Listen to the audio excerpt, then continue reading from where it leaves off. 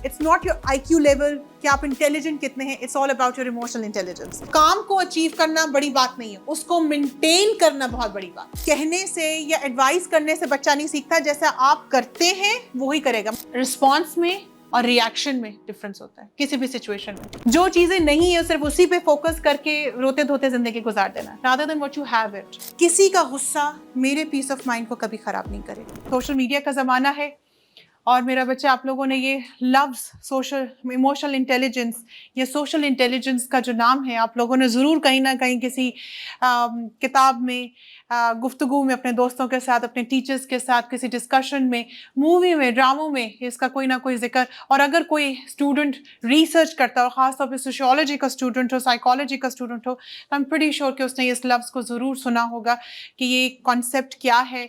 ये कोई एक लफ्ज़ एग्जिस्ट करता है जो हमारे IQ से भी डिफरेंट है। अभी तक तो हम इंटेलिजेंस को ये समझ आए कि आप कितने ज़हीन हैं।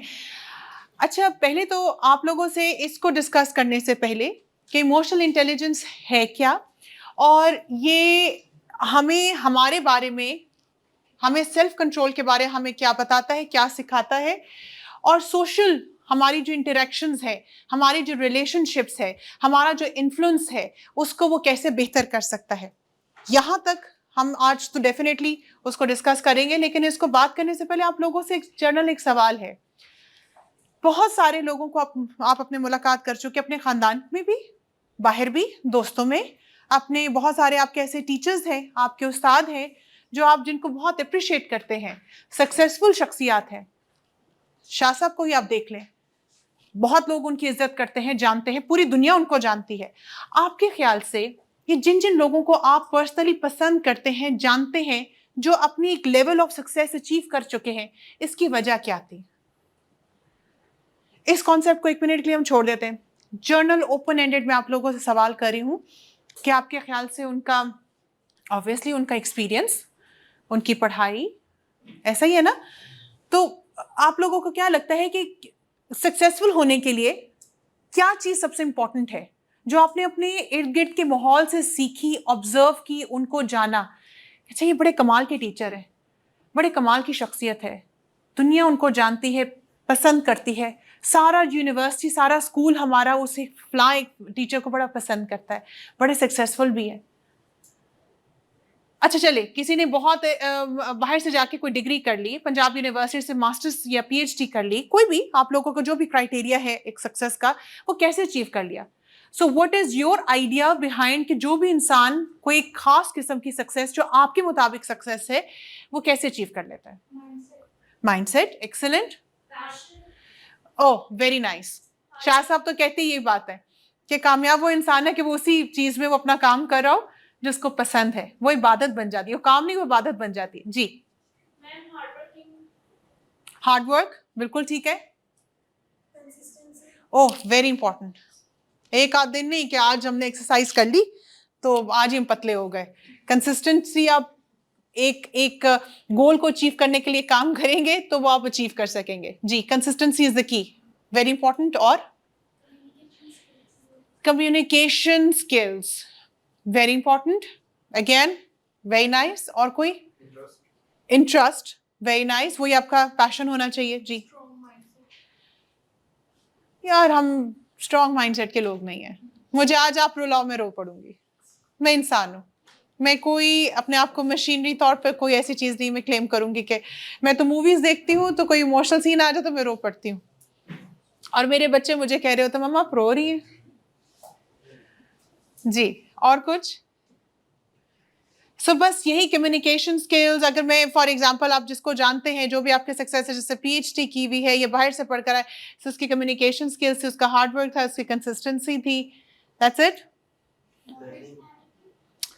पर्सनालिटी, सॉरी, किस तरह की पर्सनालिटी? सॉरी, ठीक है, okay, a very nice concept. जी, learning new things every day, कि आप थोड़ा थोड़ा कुछ ना कुछ सीखते रहो। जी, very nice. Again a very important thing, अच्छा, आप लोगों में कोई एक एग्जाम्पल बताए कि आपको वो एक शख्स बहुत पसंद है, कोई एक आप में से कोई एक ऐसा शख्स जो आपको बहुत पसंद है और आपके मुताबिक वो कामयाब है, एनीवन? नहीं, सिर्फ वो अपने जहन में वो एक शख्स बता दो कि ये एक शख्स है मेरी लाइफ में जिसको मैं अंडरस्टैंड करती हूँ, बहुत सक्सेसफुल है।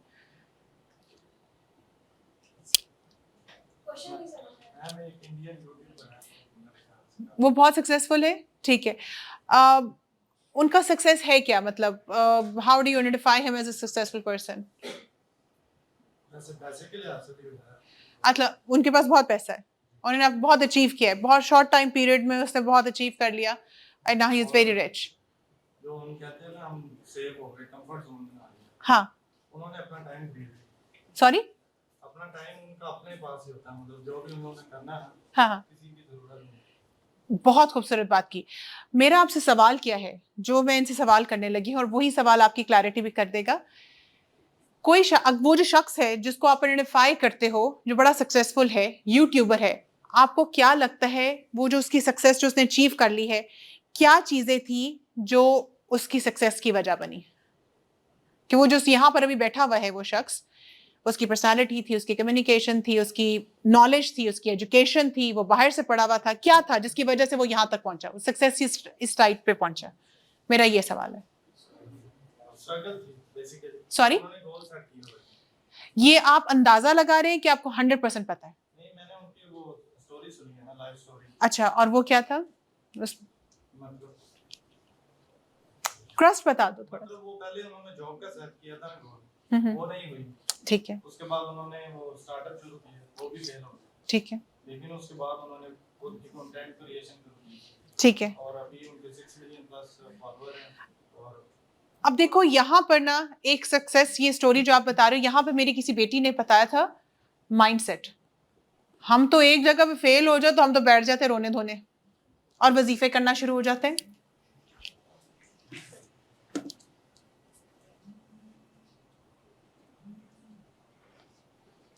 और हम वजीफे करना शुरू हो जाते हैं। माइंडसेट कि कोई बात नहीं, अगर एक चीज नहीं हुई तो दूसरी चीज नहीं हुई तो तीसरी चीज, हार नहीं मानेंगे। और अक्सर औकात अगर हमारे साथ ऐसी कोई चीज हो तो हम तो कहें, हम अपने खुद ही अपने आप को लेबल कर ले तो मेरे साथ तो होता ही बुरा है, मैं तो जो मर्जी कुछ कर लूँ, मैं तो जिस चीज में हाथ डालूँ वो चीज ही बंद हो जाती है, खत्म हो जाती है, नुकसान हो जाता है। ऐसा ही है, हम अपने आप को फौरन से लेबल कर लेते हैं। कोई एक शख्स, कोई वॉलंटियर। जी मेरा बेटा, सॉरी, ठीक है। मैं थोड़ा सा ये रिक्वेस्ट कर सकती हूँ कि अपने बिल्कुल करीबी लोगों में जिनको आप ऑब्जर्व कर रहे हो, रोजमर्रा के चलो इंटरेक्शंस नहीं, लेकिन कोई रिश्तेदार भी हो सकता है जिसको आप जानते हो, कोई ऐसा शख्स जो आपके टीचर्स में हो जिनके साथ, और आप उनको आइडेंटिफाई करते हो एज ए सक्सेसफुल पर्सन। जी, अच्छा, वेरी नाइस, ठीक है।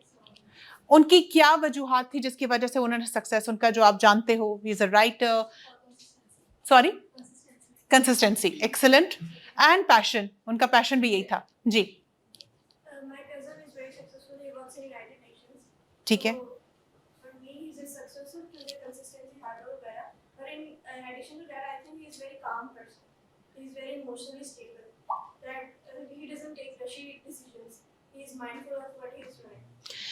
To begin with, जी मेरा बेटा, excellent, thank you. ये भाई हम दोस्त हैं, जी जी, तो मैं इनसे सीखे, इंस्पायर हुए सीखे। भाई को यूट्यूब सामने उसको करना नोट करते रहते हैं, काफी टाइम से उसके ऊपर जो है ना स्ट्रगल कर रहे हैं। अच्छा, that's wonderful. मोनेटाइज है, तो इन्होंने मुझे भी तकरीबन 1.5 मंथ के अंदर मेरा भी मोनेटाइज करवा, तो मैंने सीखा है इससे बेसिकली। और आप क्या करते हो बेटा, आपकी एजुकेशन क्या है आप दोनों की? क्लास फेलोज हैं दोनों, बीएसएमएलटी का यूएस। कहाँ से? यूबास से? एमएलटी का। MLT is what? Medical laboratory technology. Medical laboratory technology, very nice, ठीक हो गया। याद रखिएगा, ये जितने आप लोगों ने जिनके नाम बोले, किसी ने अपने कजन का नाम लिया, किसी ने यूट्यूबर का नाम लिया, आपने अपने दोस्त के बारे में बताया, ये सारी चीजें, एक चीज आप लोगों से रिक्वेस्ट है, सक्सेस तक पहुंचना मुश्किल बात नहीं है, उसको मेंटेन करना वो मुश्किल बात है।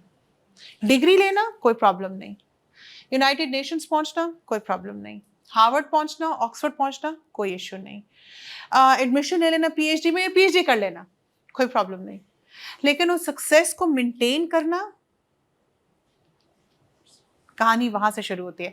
हम मूवीज में देखते थे ना कि एक लड़का है, एक लड़की, दोनों को एक दूसरे से मोहब्बत हो जाती है, फिर खानदानी दुश्मनी, फिर दरमियान में जालिद समाज, और फिर उनकी शादी हो जाती है और मूवी खत्म हो जाती है। मैं कहती हूँ मूवी वहां से शुरू होती है, ठीक है। Anyways, so exactly the same way कि सक्सेस की जो भी आप लोगों ने फैक्टर्स आप लोगों ने बताए, वो आपने सही बताए कि अच्छा जब भी कोई इंसान कोई सक्सेसफुल है, और आप लोगों ने उसका एक यार्ड स्टिक रखा हुआ था कि अच्छा वो यूनाइटेड नेशंस पहुंच गया, किसी ने किताबें लिख ली, किसी ने, अब वो बेटी ने, वो जो ब्लू में है, उन्होंने कहा कि मेरे जो उस्ताद हैं, he is a big writer. ठीक है, राइटर्स तो बहुत सारे हैं, but he is famous for his work, he is famous for his theoretical concepts and so on so forth, क्योंकि उनकी सक्सेस तो बहुत पहले हो चुकी थी। मतलब वो जो उनकी पीएचडी थी, उनकी जो एजुकेशन थी, वो सारा उन्होंने उसको मेंटेन किया हुआ है, और वो मेंटेनेंस जो है वो सबसे इंपॉर्टेंट होती है मेरा बेटा। इट्स जस्ट लाइक कि वेट लूज करना, मेरे ख्याल से हम सब भी कर चुके हैं अपनी ज़िंदगी में एक दफ़ा अपनी वेट, लेकिन फिर हम वापस चले जाते हैं, वही हम पराठे खा रहे होते हैं, और वही फिर हमारे ईद आ जाती है, और ईद आकर फिर सो किसी चीज़ को मेंटेन करना, दैट्स इज समथिंग जिसको मैं कंसिस्टेंसी का नाम भी दूंगी, और जिसको मैं कहूँगी कि ये एक माइंड सेट है, जो आपका गोल है आप उसके साथ अचीव रहे।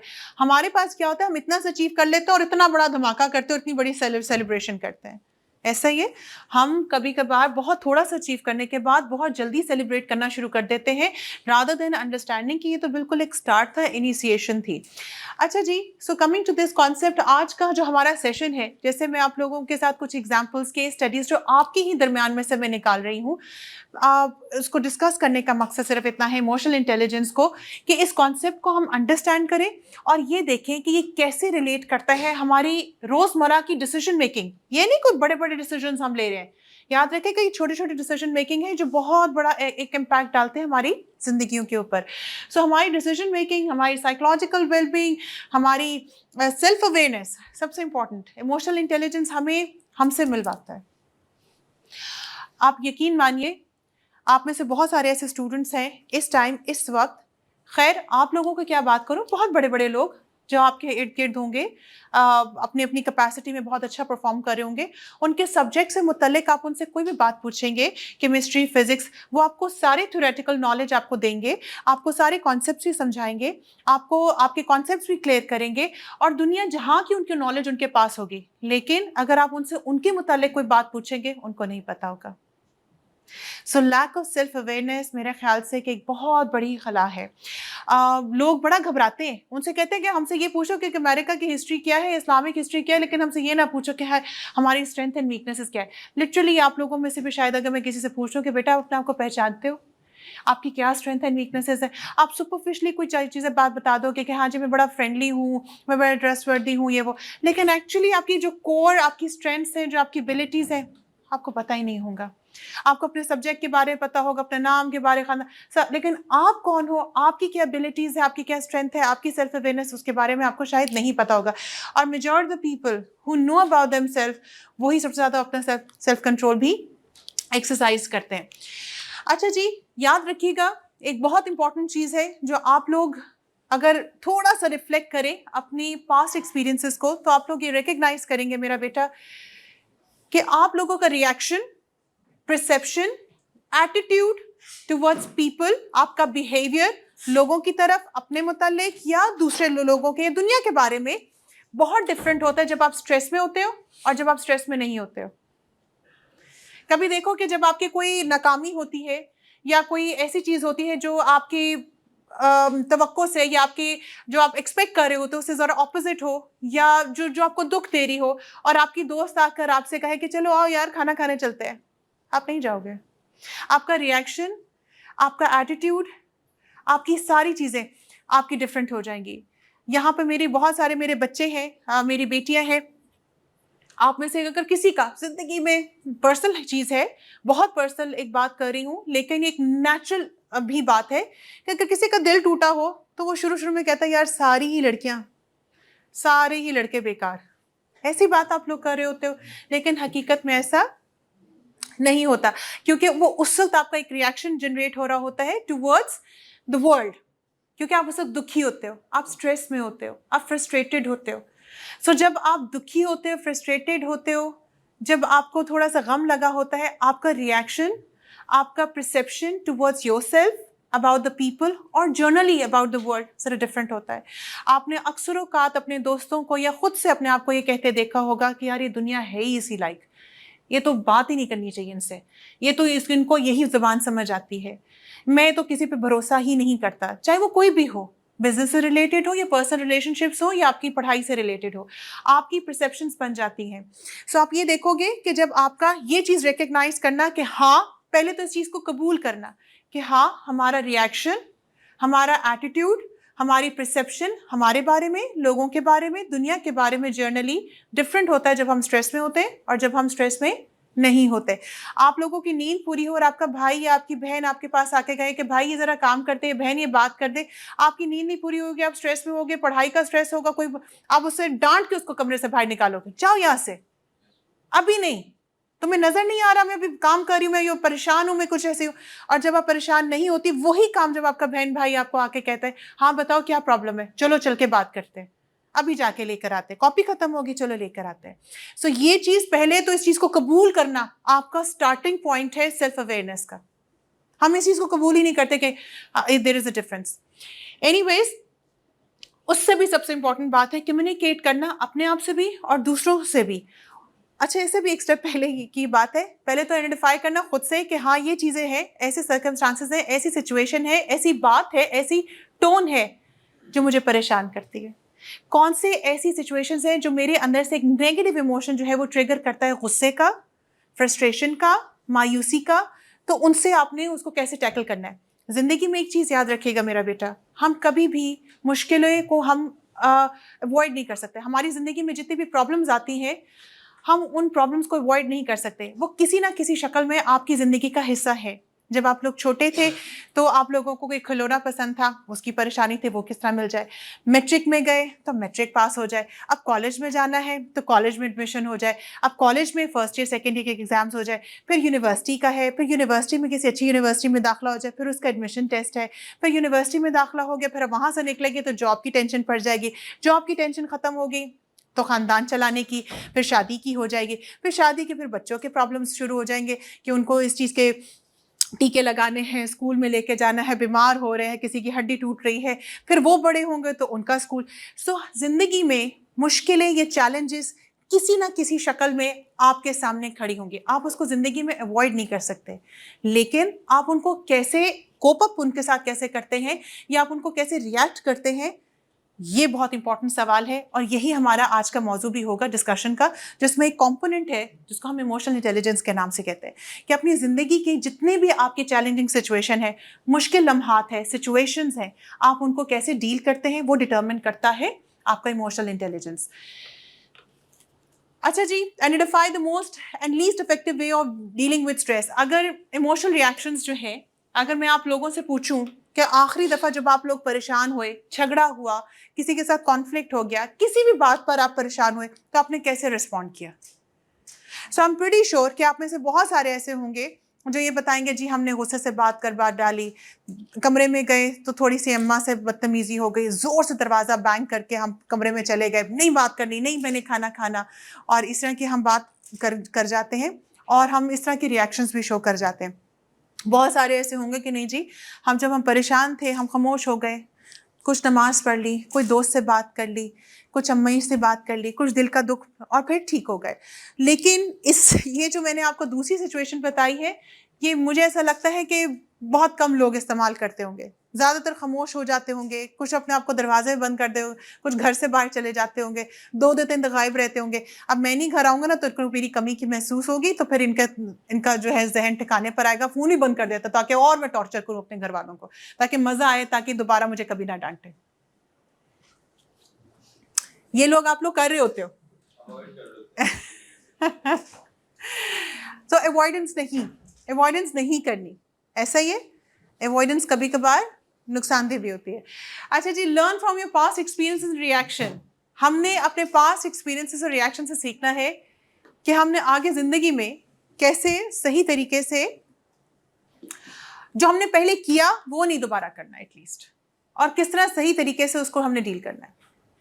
हम अपने पास्ट एक्सपीरियंसेस से ये सीखते हैं, कोई रिएक्शन से, कि अच्छा ये सिचुएशन हुई, अगले बंदे ने ऐसे रिएक्शन शेयर किया, हमने फिर ऐसे रिएक्ट किया, तो आइंदा से अगर इसी तरह की कोई सिमिलर सिचुएशन होगी तो हम अपने पास्ट एक्सपीरियंस से ये सीखते हैं कि ये नहीं करना या ये करना है। अच्छा जी, इमोशंस हैं क्या? आप लोगों का क्या ख्याल है कि इमोशंस क्या है?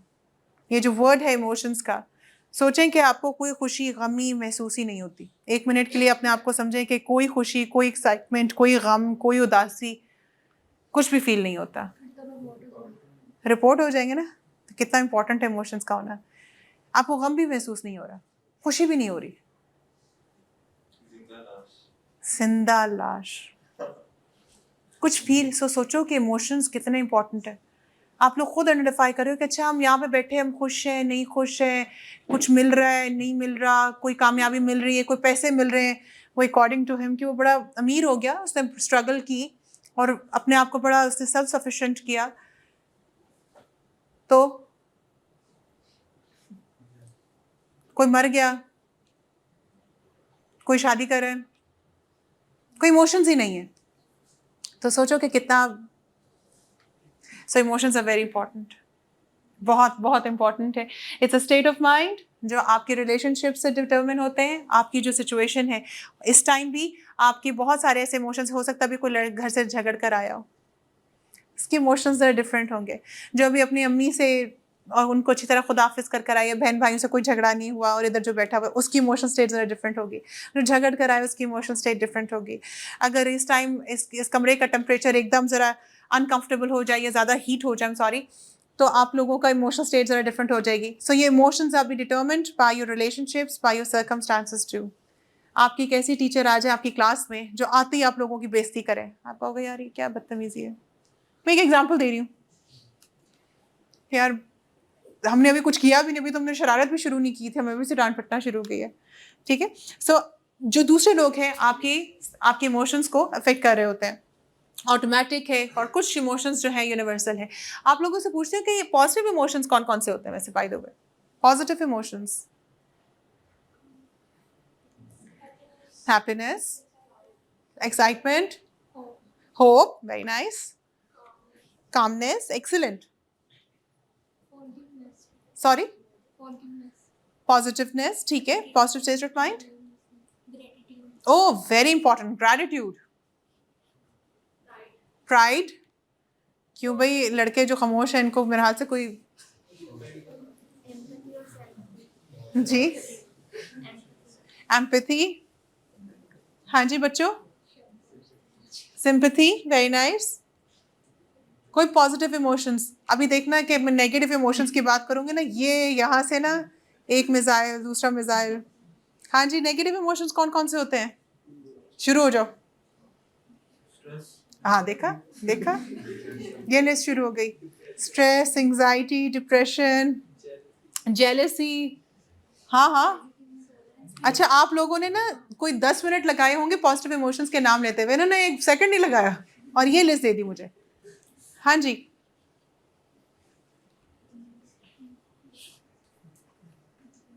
और कौन कौन से नेगेटिव इमोशंस हैं? एंगर, सैडनेस, फियर, गिल्ट, ऐसा ही है, रिग्रेट, एक्सेलेंट, और फ्रस्ट्रेशन, शेम, जेनफुल, वरीड, ये वो सारे नेगेटिव इमोशंस हैं, ऐसा ही है।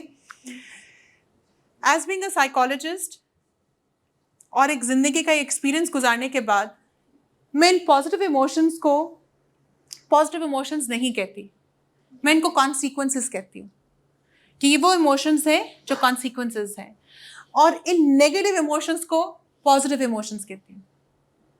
मैं अपनी ज़िंदगी में इन नेगेटिव इमोशंस को पॉजिटिव इमोशंस के नाम से पहचानती हूँ, क्योंकि ये वो इमोशंस हैं जो आपको मोटिवेट करते हैं टू अचीव समथिंग। एंग्जाइटी जब तक नहीं होगी आप नहीं पढ़ेंगे,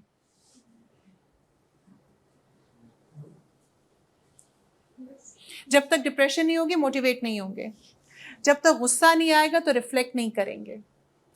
जब तक आप डरेंगे नहीं। अच्छा, मेरे बहुत इंपॉर्टेंट एक कॉन्सेप्ट है, और वो ये कि जंगल में वही इंसान बचता है जो डरा हुआ होगा।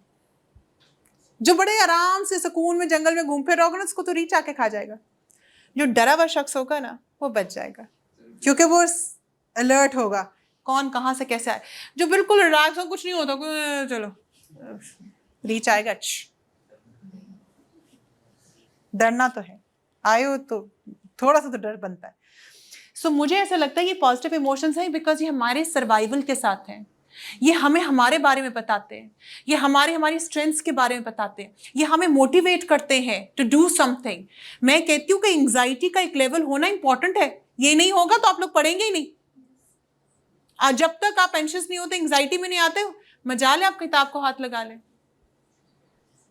सो ये आपके सर्वाइवल के लिए है। सो मैं ये कहती हूं कि ये पॉजिटिव इमोशंस हैं क्योंकि ये हमें हमारे बारे में बताते हैं, हमें मोटिवेट करते हैं, गोल ओरिएंटेड कर रहे होते हैं, हमें सिखाते हैं कि हम कौन हैं और हमें कैसे मूव करना चाहिए, हमें हमारी रिसोर्सेज के बारे में बताते हैं जिसके बारे में हमें खुद भी नहीं पता होता। ये वाकया ना हुआ होता तो हमें कभी भी पता ना होता कि हमारे पास ये भी ताकत है, ये भी रिसोर्सेज है, हमारे अंदर ये भी कैपेबिलिटीज थी। सो ये मेरे लिए पॉजिटिव इमोशंस हैं, और वो कॉन्सिक्वेंसेज हैं कि जब हम उसे निपट जाते हैं तो हम खुश महसूस करते हैं, खुशी महसूस करते हैं, हमें कंटेनमेंट होती है कि हमने कुछ अचीव किया, अपने लिए नहीं बल्कि दूसरों के लिए भी। अच्छा जी, वही वाली बात कि एडेप्टिव फंक्शंस है, मोटिवेशन है। ओह, इमोशंस हमारी जिंदगी में कलर्स भी लेकर आते हैं। मैंने आप लोगों को भी सिर्फ 1 मिनट के लिए सोचा कि आप लोगों से कहा कि जरा सोचो अगर आप लोगों के पास इमोशंस ही ना हो, how would you feel it? कोई खुशी, कोई गमी, कोई फ्रस्ट्रेशन, कोई फियर, कुछ भी ना। आप लोगों को पता है ये जो फियर का कॉन्सेप्ट है जिसकी वजह से सर्वाइवल ऑफ द इंस्टिंक्ट में बात करती हूँ कि आपके फोर फादर्स, आपकी जो जनरेशन है वो अलर्ट थे। वो कहते हैं ना उसको एक क्या वर्ड होता है कि अलर्ट का उर्दू का वर्ड क्या होगा? और होशियार थे, मोहतात थे, जिसकी वजह से उन्होंने अपनी फैमिलीज को बचा दिया। वरना तो जो मोहतात नहीं थे तो उनकी फैमिलीज एक्सटेंड कर चुकी, वो खत्म हो चुकी, उनका नामो निशान खत्म हो चुका। ठीक हो गया? So they also add colours to our life. Poetry, शेर व शायरी, गाने जो आप लोग लिखते हैं, सुनते हैं, आप लोग एंजॉय करते हैं। And the most important one, जो आपके इमोशंस हैं, वो आपकी सोशल इंटरेक्शंस को रेगुलेट करते हैं। आपके इमोशंस अगर आपके कंट्रोल में नहीं है या आपके कंट्रोल में है, जैसे भी आपके इमोशंस डिटरमिन करते हैं कि आपका किसी के साथ रिश्ता या किसी भी सर्कल में आपका रिश्ता कैसा है लोगों के साथ। लोग आपको पहचानते हैं, यार तो बहुत गुस्सा करता है, ये करती है, यार ऐसे तो बात करना बेकार है। या तो आपको ऐसे पहचानते हैं या तो ऐसे, जैसे यहाँ पर अभी किसी ने कहा था कि वो इमोशनली बड़ा स्टेबल इंसान है, वो बड़ा खामोश इंसान है, चाहे कुछ भी हो जाए वो अपने काम और अपने नर्व्स को नहीं खो बैठता। सो आपकी इमोशंस आपकी सोशल इंटरेक्शंस को रेगुलेट करते हैं। ठीक हो गया? So identifying the emotions that others are feeling through their facial expressions and body language। हाँ, बहुत दफ़ा ऐसे भी हुआ कि आप लोगों ने देखा, आप घर आए कि आज मुझे इतने पैसे चाहिए, कोई काम चाहिए अपने भाई से, अपने माँ बाप से, आपने उनका बॉडी लैंग्वेज से देख लिया कि यार अभी ज़रा परेशान लग रहे मेरे अब्बू या अम्मी, थोड़ी परेशान लग रही। तो आप लोगों ने एकदम स्टेप बैक किया और उस वक्त का इंतज़ार किया कि जब आपको बॉडी लैंग्वेज से लगे कि वो ज़रा सुकून में, अब मैं बात कर सकता हूँ या कर सकती हूँ। बॉडी लैंग्वेज हम रीड करते हैं लोगों की, ऐसा ही है। Language, tone of the voice enable us to work through the ways how to respond, how to influence and control people's behavior। ये आपके जितने भी इमोशंस हैं, आपके सोशल, अगर आप देखो कोई दो लोगों के दरमियान कोई झगड़ा हो रहा हो, फॉर एग्जाम्पल मेरा आपके साथ कोई एक किसी बात पर इख्तलाफ शुरू, अगर मेरी बॉडी लैंग्वेज यूं हो जाए और मेरी आवाज़ ऊंची हो जाए तो फिर आप कहोगे अच्छा यार ये तो बहुत गुस्से में आना शुरू हो गई, इतनी सी बात पे इतना बड़ा, और फिर आप भी उसके मुताबिक रिएक्ट करोगे। अब वो आपकी मर्जी, वो आप कैसे रिएक्ट करते हो, लेकिन दैट हाउ इट रेगुलेट्स और सोशल इंटरेक्शंस। अच्छा जी, फैक्टर्स कौन कौन से इमोशंस को इन्फ्लुएंस कर रहे हो? तभी बारिश शुरू हो जाए, देखो आप लोगों का मूड चेंज हो जाएगा, फिर आगे से पकोड़े और समोसे आ जाए तो फिर तो बात ही खत्म हो जाती है ना, फिर तो हम बात ही आगे ना करें। ठीक है, तो आपका वेदर, स्ट्रेस, सोशल एक्टिविटी। अब आप लोगों का मूड जब आप लोगों के एग्जाम्स में होता है वो बहुत डिफरेंट होता है, जब एग्जाम्स खत्म हो जाते हैं तो आप लोगों का मूड इंटायरली डिफरेंट होता है। ठीक है, स्लीप, आपकी नींद ना पूरी हो, सोचें आपकी नींद ना सिर्फ 2 घंटे की नींद पूरी हुई भी है, आप सुबह इतने चिड़चिड़े होते हैं कि आपकी सोच है। नींद पूरी हुई, आप कुछ भी हैंडल कर सकते हैं। एग्रीड? अच्छा जी, एज के साथ मैंने ये देखा है अपने आप, वैसे तो ये रिकॉर्डिंग हो रही है लेकिन I am fine with this. आप लोग अपने ना भाइयों से, जो आपके बड़े भाई हैं या आपके जो वालिद साहब हैं, उनसे जाके पूछेगा कि जब आप हमारी एज में होते थे तो झगड़े होते थे लड़कों में जिस तरह हो जाते तो आप क्या करते थे। मैंने अब वो फिर आपको वाक्य सुनाएंगे। हमारे दोस्तों को हमने बुला लिया, फिर हमने उनको इतना पीटा और फिर हमने ऐसे किया। अच्छा, वही सिचुएशन जब आप लोगों के साथ भी हो रही है, बेटा लड़ाई नहीं करते, बेटा मत ऐसी हरकत करना, बेटा पुलिस केस हो जाएगा। अच्छा, आपने अपनी जवानी में किया, हमें वापस क्यों बता रहे? हम क्यों ना करें? हम भी अपने दोस्तों को बुला के क्यों ना पीटे? हम भी वो, मतलब वही सिचुएशन, आपने तो बड़ा पीटा और ये किया वो किया। बताने का ही मकसद है कि एज के साथ साथ हमारे रिएक्शंस डिफरेंट हो जाते हैं। हम जैसे जैसे एक वक्त के साथ साथ एक उम्र की तरफ जाते हैं, हमारी एनर्जीज, और हमें इस बात की समझ आ जाती है इनका कोई फायदा नहीं है।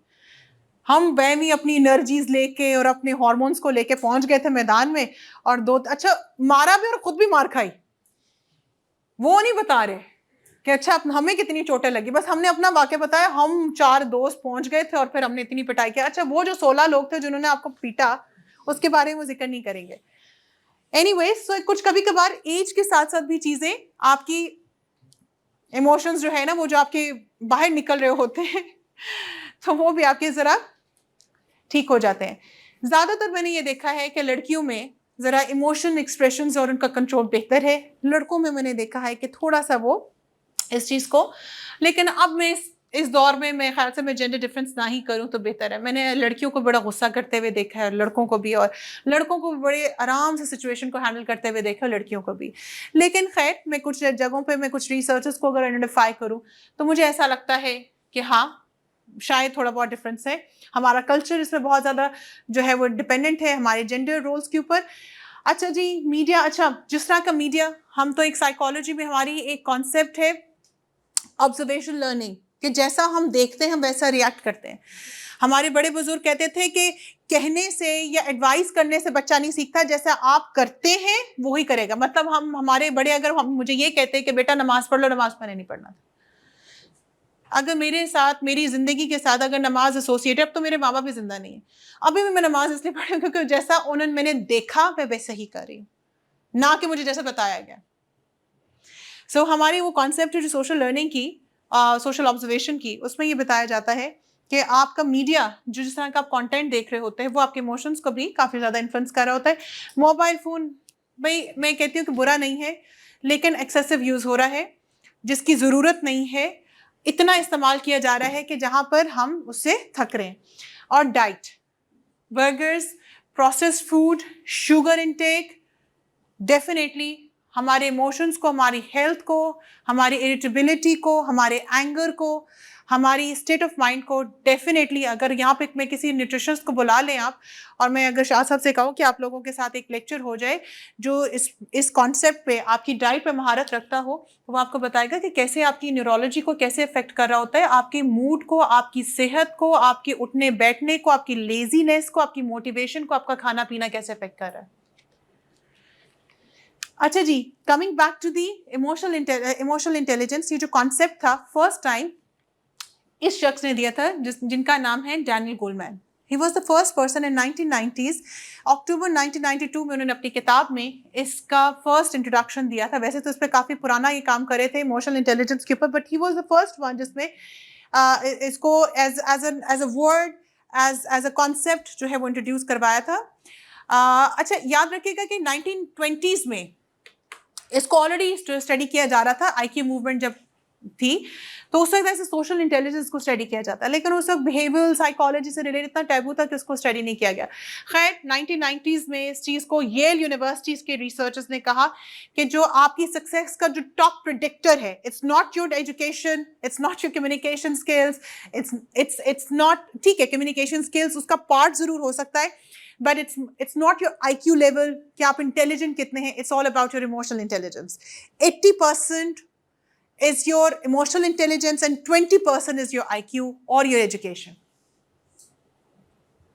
द मोस्ट टॉप प्रेडिक्टर जो आपकी सक्सेस का है वो आपका इमोशनल इंटेलिजेंस है। इमोशनल इंटेलिजेंस का डेफिनेशन क्या है, ये कॉन्सेप्ट क्या है मेरा बेटा? Emotional intelligence is the ability to understand and manage your emotions as well as of the other people. 2 words मैं बोल रही हूं, अंडरस्टैंड एंड मैनेज। मैं अंडरस्टैंड कर रही हूँ ये सिचुएशन, मुझे थोड़ा सा मेरे अंदर एग्रेसिवनेस लेकर आ रही है या गुस्सा लेकर आ रही है। मैं अंडरस्टैंड कर रही हूँ कि अच्छा ये अभी सिचुएशन ऐसी बन रही है कि मेरे अंदर एक ऐसा रिएक्शन जनरेट हो रहा है जो नेगेटिव है, जिसको आप नेगेटिव इमोशंस के नाम से जानते हैं। मैनेज कैसे करना है? अभी फिलहाल यहाँ से चले जाओ वरना तो मजीद झगड़ा बन जाएगा। लीव। वो कहते नहीं है कि यार अगर 2 बंदे झगड़ा कर रहे हो तो एक जरा कमरा छोड़ के चला जाए, जरा बाहर से वॉक कर आ जाए। वो कहते हैं ना। So understanding and then managing your emotions and as well as the people around you. People with high degree of emotional intelligence know what are their feelings, उनके emotions, उनको मतलब क्या है और उनके emotions दूसरों को कैसे affect कर सकते हैं, उनके interactions को कैसे interact कर सकते हैं। एरिस्टोटल की मुझे ये कहावत बहुत पसंद है। I just love this one. और यही मुझे ऐसा लगता है कि हमें इंसान बनाने की एक जगह बताती है। मुझे ऐसा लगता है कि इस चीज़ की वजह से हम अशरफुल मखलूक़ात कहलाते हैं। शायद इसी चीज़ की वजह से बहुत बड़ी बात करने लगी हूँ कि फरिश्तों ने हमें सजदा किया, क्योंकि ये एबिलिटी किसी के पास नहीं है, ये एबिलिटी सिर्फ हमारे पास है। एरिस्टोटल कहते हैं anybody can be angry, it's very easy. कोई भी एंग्री हो सकता है, that is very easy to be कोई भी गुस्सा हो सकता है। बट सबसे मुश्किल बात क्या है? सामने को जी आइए please. Anybody can be angry, but to be angry with the right person, to the right degree, at the right time, for the right purposes, in the right way, ये हर एक की बस की बात नहीं है। हम अक्सरों का किसी का गुस्सा किसी पे या तो निकाल देते हैं, इतनी सी बात पर इतना बड़ा रिएक्शन दे देते हैं। हम वक्त ही नहीं देखते कि क्या इस वक्त हमें ये बात करनी चाहिए थी कि नहीं करनी चाहिए थी, और क्या ये पर्पस जो है फुलफिल हो रहा होता है कि नहीं। मैं ये कहती हूँ कि ये हर एक की बस की बात नहीं है। मैं फिर रिपीट करती हूँ, to be angry with the right person, to the right degree, at the right time, for the right purpose, in the right way, ये हर एक की बस की बात नहीं है। आपको पता है ना कि हमारे नबी पाक ने 4 चीज़ें बताई थी हिपोक्रेट्स के बारे में। जो हिपोक्रेट होते हैं उनके बारे में कि वो जब बात करते तो झूठ बोलते हैं, जब वो प्रॉमिस करते हैं तो वो प्रॉमिस तोड़ देते हैं। और एक और भी है, लेकिन उनका एक चौथा ये था कि अगर वो कभी कभार उनसे कोई बात कॉन्फ्लिक्ट में आ जाए तो अनसिविलाइज्ड विद तरीके से वो बिहेव करते हैं, यानी कि बहुत ही बुरे तरीके से आपके साथ पेश आते हैं। उनका जो डिमिनर है, उनकी जो बात करने का तरीका होता है वो बहुत ही नामुनासिब होता है। अच्छा जी, coming back to emotional intelligence. Emotional intelligence के 4 एलिमेंट्स हैं। एक सेल्फ अवेयरनेस है, सेल्फ मैनेजमेंट है। खुद से आपने अवेयर होना है कि आपके इमोशंस क्या हैं, क्यों हैं, कैसे ट्रिगर कर रहे हैं। वो आपको सेल्फ कॉन्फिडेंस भी दे रहे होते हैं और आपको आपकी स्ट्रेंथ एंड लिमिटेशंस के बारे में बता रहे होते हैं। तो सेल्फ अवेयरनेस, यहाँ पे मेरी किसी बेटी ने कहा था कि सक्सेस का बहुत बड़ा इंपॉर्टेंट फैक्टर है सेल्फ अवेयरनेस। आपको अपने बारे में पता होता है कि आपके स्ट्रेंथ्स क्या, आपके वीकनेसेस क्या है। सेकेंडली, अपनी उस इंफॉर्मेशन को लेते हुए अपने आप को मैनेज कैसे करना है, अपने इमोशंस को कैसे, मैंने यहाँ पे रिएक्ट नहीं करना, ये इतनी छोटी बात पर ये मैंने उसको कैसे डील करना है, and so on so forth.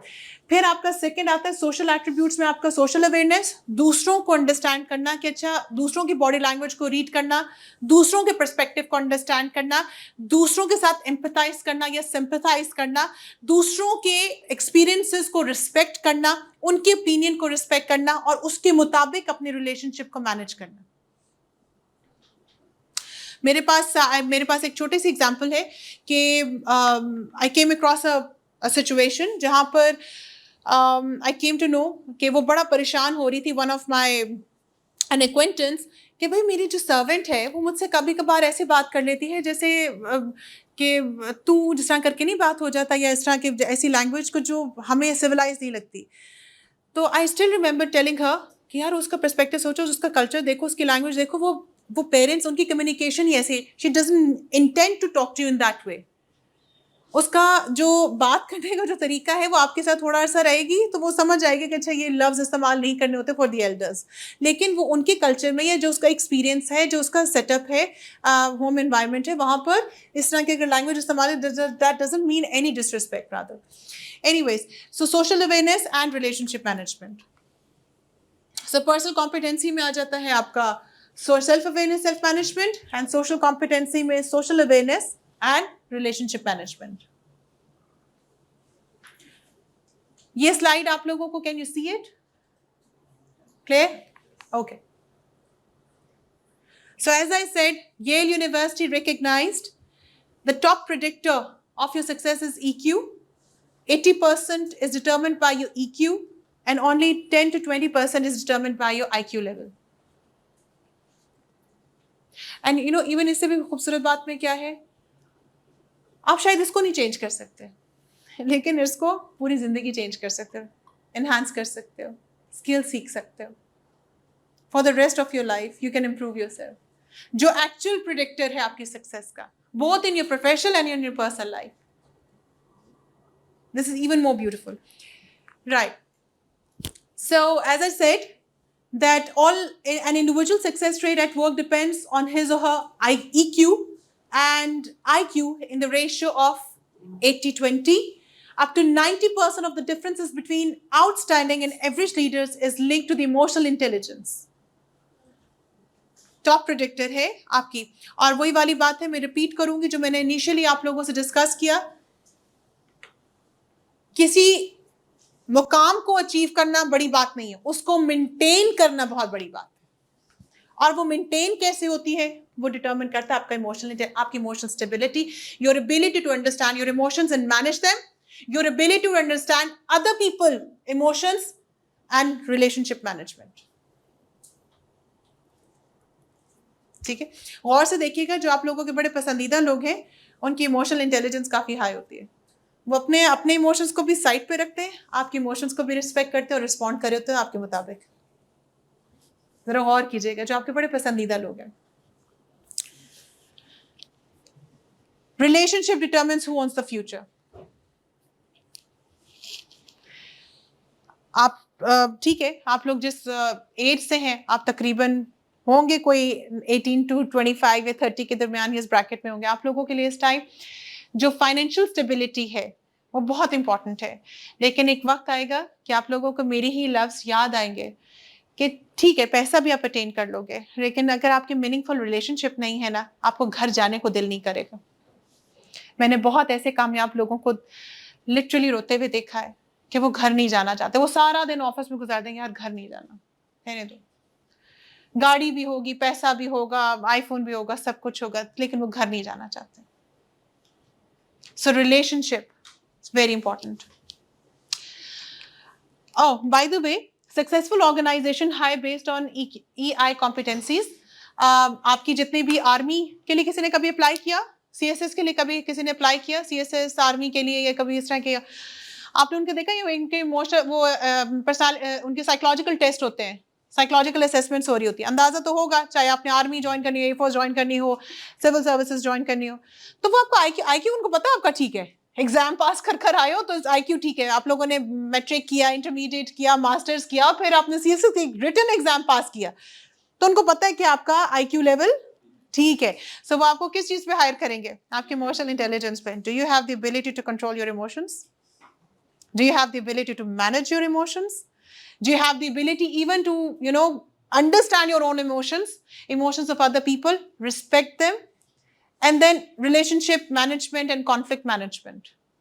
वो इन्हीं चीज़ों के ऊपर तो आपकी पर्सनालिटी असेसमेंट कर रहे होते हैं, कोई और चौथी चीज़ ही नहीं है, वेरी फ्रैंकली। ये इतना इंपॉर्टेंट है। IQ लेवल अगर आपका ना होता तो आप तो एग्जाम ही पास ना कर सकते होते। वो उनको पता है कि आप लोग वहाँ पे ठीक हो। But do you have this? If not, you're not fit for it. आपको अपना ही नहीं पता। हम क्या करेंगे अगर आपको यूनाइटेड नेशंस की या यूएस की या पाकिस्तान की या किसी भी हिस्ट्री का पता, हम क्या करें उसका, जब आपको यही नहीं पता कि आप कौन हो, आपके इमोशंस क्या है, या रिलेशनशिप मैनेजमेंट आपको नहीं आती। टॉक्सिक बॉसेस के बारे में वो लोग बहुत अच्छी तरह जानते हैं, टॉक्सिक कम्युनिटी के बारे में, लोगों की एनवायरनमेंट के बारे में, और एनवायरनमेंट जो है वो लोगों से ही बनता है। बड़े बड़े अच्छी डिग्रीज के मालिक, बड़ी अच्छी प्रोफाइल के मालिक, उनसे बात करने को दिल नहीं करता। इमोशनल इंटेलिजेंस की इंपॉर्टेंस क्या है? Increase leadership ability, team performances, improve decision making, decreased occupational stress या एकेडमिक स्ट्रेस, टर्नओवर, यानी कि अक्सरों का जिनका इमोशनल इंटेलिजेंस ज्यादा होता है वो अब जॉब स्विच या एकेडमिक अपनी जो करियर शिफ्ट्स हैं वो ज्यादा नहीं कर रहे होते, वो स्टेबल रहते हैं। Increased personal wellbeing. अच्छा जी, university with high emotional intelligence are likely to have low level of anxiety and depression, are more likely to be socially active and involved, more likely to be good shape and feel healthy. I still remember कि जब मैं भी इस concept को study करी थी और आप लोगों की तरह एक स्टूडेंट थी, तो छोटी छोटी चीज़ों पे परेशान हो जाती थी, छोटी छोटी चीज़ों के ऊपर। ओहो एग्जाम आ गया, ओहो असाइनमेंट आ गई, वो देखो उसने ऐसे बात कर दी, उसने ऐसे बात कर दी, क्लास फेलोज। अच्छा, हमारे दरमियान में जो सबसे सक्सेसफुल, और अगर वो if he is even listening to this lecture and if he does, so one of my very good friend, मेरा class fellow Saad, he is now in Germany and he is doing his PhD, तो वो बड़ा सुकून में रहता था, वो इन चीज़ों से ना, और उसी के पास सबसे ज़्यादा बुक्स होती थी, सबसे वो उसको नहीं परवाह होती थी कौन क्या कर रहा है, क्या कह रहा है, सुन जरूर रहा होता था लेकिन अपने ऊपर हावी नहीं करने देता था। और वो हम जब भी मुसीबत में होते ना, सब तकरीबन इंक्लूडिंग माई सेल्फ उसके पास पहुंच जाता था। अच्छा ये असाइनमेंट कैसे करनी है, तुम्हारे पास उसकी किताब होगी। अगर वो भी हमारी ही तरह पैनिक होता तो वो तो हो गया था हमारा काम। वो इमोशनली बड़ा स्टेबल था, उसे अपना काम अपने से करना होता था, उसके पास उसकी किताबें होती थी, और वो फजूल किस्म की किसी भी चीज़ में ना तो अपना टाइम इन्वेस्ट करता था और ना ही वो पार्टिसिपेट करता था। He had a very strong control over his emotions. Anyways, you will always have a better chance of building bonds with your professors and peers. अच्छा, अभी सर का मूड अच्छा नहीं लग रहा, चलो सर की तारीफ कर देते हैं, मैडम की तारीफ करते हैं। अभी ओए होए होए, या तो आपका ये रिएक्शन होगा, यानी कि कुछ ऐसा रिएक्शन होता है कि अच्छा टीचर ने आपके साथ बदतमीजी कर दी है, आपके प्रोफेसर ने आपके साथ कुछ कह दिया है, तो अब मैं इसको बताऊंगा, सर आप ऐसे बात कर सकते हैं, सर ये कैसे हो सकता है, मैडम आप ये कैसे कह रही हैं। या आपका दूसरा रिएक्शन होगा, सॉरी मैडम, सॉरी हम आपको बुरा लगा। कोई फर्क नहीं पड़ता, आपने कंट्रोल में रखा हुआ था, आपने कहा भी मुझे मार्क्स चाहिए और मुझे आगे फ्यूचर में इनकी रिकमेंडेशन लेटर चाहिए, कोई बात नहीं, अगर थोड़ा बहुत गुस्सा भी कर लिया, हम फिर ईगो का मसला भी बना लेते हैं। सो जब आपके अपनी इमोशंस कंट्रोल में होते हैं तो आपका रिलेशनशिप विद योर प्रोफेसर्स सबसे बेहतर होता है, ट्रस्ट मी, ठीक है। Better performance in the jobs and enjoy strong personal relationships. Even माँ बाप आपके पास आते हैं कि बेटा जरा इस पर मशवरा देना, क्योंकि you are emotionally stable, reactivity आपके अंदर नहीं होती, रिएक्शंस नहीं होते, आप रिस्पॉन्ड करते हो। अच्छा, एक बहुत इंपॉर्टेंट चीज़ है, रिस्पॉन्स में और रिएक्शन में डिफरेंस होता है किसी भी सिचुएशन में, एग्रीड? वैसे कैसे, रिएक्शन क्या होता है, रिस्पॉन्ड क्या होता है? एक कैलकुलेटेड होता है, एक नॉन कैलकुलेटेड होता है। एक्सेलेंट। और एनीवन? ओह वेरी नाइस, एक्सेलेंट। यानी कि एक आप सोच समझ के, वही वाली बात है जो कॉन्शियस लेवल पे कैलकुलेटेडली आप जो, तो वो आपका, और जो रिएक्शन होता है वो इम्पल्सिव होता है, बगैर सोचे समझे, यार सॉरी, फिर आप बाद में पता क्या कर रहे होते हैं, सॉरी यार गुस्से में थी, गुस्से में था, मुंह से निकल गया, आई डिडंट मीन इट, चलो माफ कर दो। और वो हमें तो पता है इस बात का कि मेरे ख्याल से वो जख्म जो है ना, मार पीट के तो खत्म हो जाए, लफ्ज़ों के जख्म ज़रा देर से जाते हैं। सो वो जो जख्म लफ्ज़ों के होते हैं ना, वो बड़ा इंपॉर्टेंट है, उस पर ध्यान देना। अच्छा जी, how to know if you have emotional intelligence, आपके अंदर क्या इमोशनल इंटेलिजेंस है कि नहीं, वो हमें कैसे पता चलेगा? मैम हमसे तो पूछ लें कि हम इमोशनली इंटेलिजेंट है कि नहीं। तो पहला मेरा आपसे सवाल क्या होगा, you are curious about people and care about what they are going through. कौन ऐसा सोचता है? Okay, you are curious about people and you understand कि what they are going through. Okay, इतनी जल्दी आपको गुस्सा नहीं आता, माना तो मैंने लोगों को देखा है कि हल्का से उनको कुछ कह दो, वही तुमने मुझे गुस्से से देखा है, तुम्हारी ऐसी की तैसी, तुम्हारी मजाल कैसे हुई? You don't get offended easily. अगर आपको लगता है कि आप छोटी छोटी बातों पे एम ही एग्रीवेट हो जाते हो, you need to work on your emotional intelligence then. ठीक है? You take criticism on board without making excuses. अच्छा, हमें कोई कहे ना कि बेटा ये आपने क्या किया है, ये क्या हरकत है, आपने असाइनमेंट क्यों नहीं की, आपने क्विज आपने अच्छा नहीं दिया। मैडम वो एक्चुअली ना मेरे घर में ना ये मसला चल रहा था, लाइट नहीं आ रही थी, सुबह बस लेट हो गई। भाई असाइनमेंट तो 20 दिन पहले दी गई थी। अगर आप कोई भी क्रिटिसिज्म को, कोई भी ऐसी चीज को जो आपकी सेल्फ इंप्रूवमेंट के लिए, और आप उसका ब्लेम दूसरों पे डाल रहे हैं, you need to work on your emotional intelligence. The moment you start taking responsibility of your actions and your emotions, that is a very strong indication of high emotional intelligence. yahan tak clear? You're quick to forgive and do not hold grudges. आप कहते हो छोड़ो आगे चले, ठीक है? इस पे तो वैसे एक कहानी भी मुझे याद आती है, वो कहानी आप लोगों के साथ शेयर करती हूँ. You're quick to apologize. अच्छा यार सॉरी, कोई बात नहीं, आगे चलो. नॉट इम्पॉर्टेंट कि हम इस चीज पे अपना टाइम लगाएं, वेस्ट करें. You know when to disconnect and how to do so.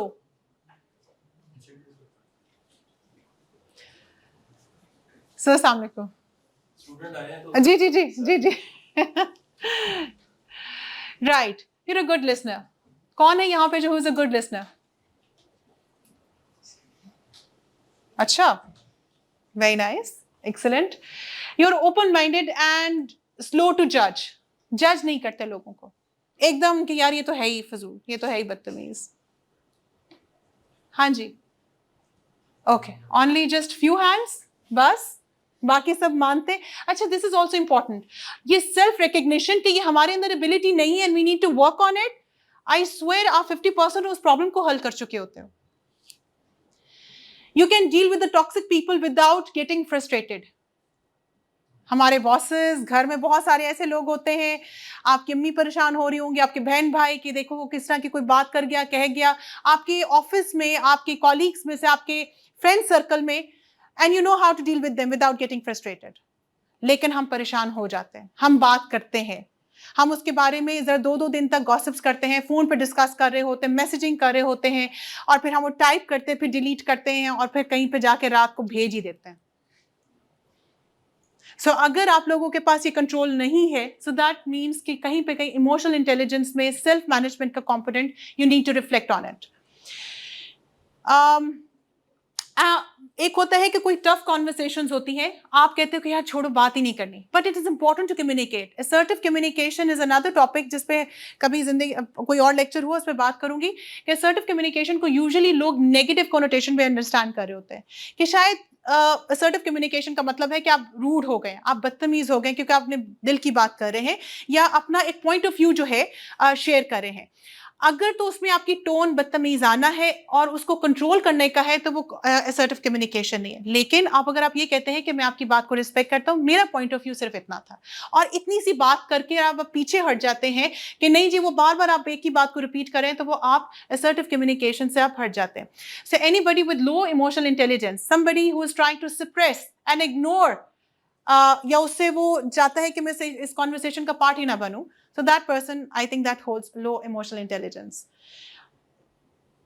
Common जो negative thinking pattern है जो low emotional intelligence के साथ associated है, all or none thinking, इसका क्या मतलब होता है? जी बेटा.